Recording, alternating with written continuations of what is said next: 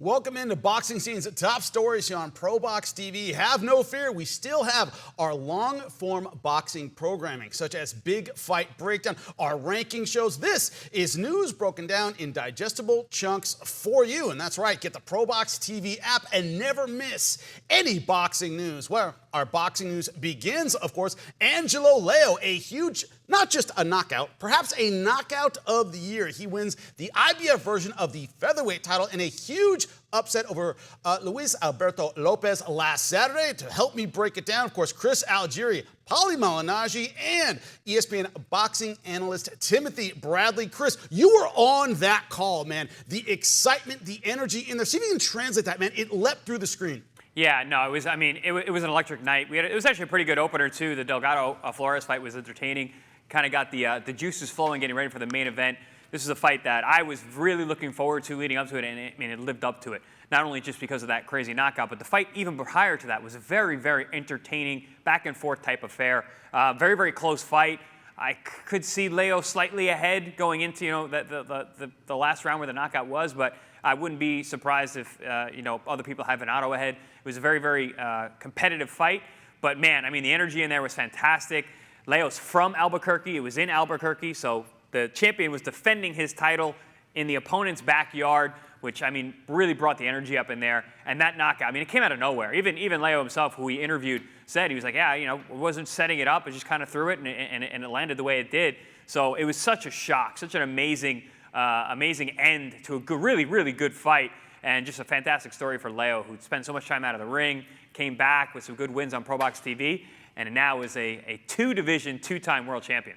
Now, Paulie, what does this tell you about the future of Angelo Leo? Of course, Noe, in a way, talking about going up to perhaps this weight class for a U.S. debut, something like that. What are your thoughts on his future after this incredible knockout?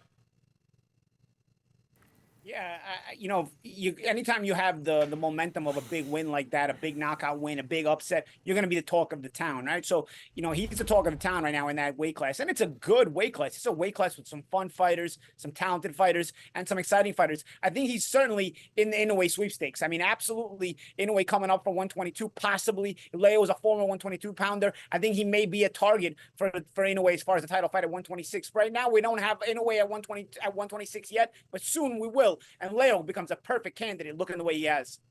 Now, Tim Bradley, I have to ask you, a fan of fundamentals, a fan of old school slick boxing. There's a lot of this on display with Leo. A competitive fight. His fundamentals look just a bit sharper that night. What was your thought, not just about the knockout, but the overall performance of Leo? It was outstanding. A spectacular performance by Leo. This is what I've been talking about, people. A lot of you guys get on me about, being honest in my commentary and telling you how important fundamentals are, how important for these guys to be defensively sound, to duck or even block shots after their offense, to move after their offense. This is exactly what I was talking. I knew this was going to happen sooner than later. I was calling upset. Anybody that would listen, I was like, it's going to be an upset, people, because Leo, I should say, he is fundamentally sound, keeps his hands in a proper position, digs down to the body well, has a great jab, can move left or right, great defense as well. And the way he was able to set this punch up was just a catch and shoot. Whether he didn't plan it or not, it was the perfect time to use the catch and shoot because he knew that Lopez's hand was going to be down. When Lopez shoots a shot, the opposite hand drops. That is a common mistake by many fighters today. They drop the opposite hand when they're shooting a shot, and it was the perfect place shot on the chin of Lopez, and that was all she wrote. But a beautiful knockout. Congratulations to Angelo Leo and his team. I mean, perfect shot. Hey, great stuff from a ProBox TV fighter. Looked great on our air. Now, IBF featherweight champion. Congratulations to him. And this is all your boxing news here on ProBox TV. When he makes news, we will get it. Angelo, congratulations. Wednesday Night Fights. Dynamite action on Wednesday Night Fights every other Wednesday on your boxing channel. Coming up on your next Wednesday Night Fights, August 21st.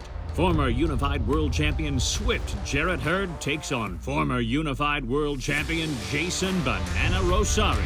Live from the ProBox Event Center in Plant City. Get your tickets at proboxtv.com or take your chances at the door. Wednesday Night Fights.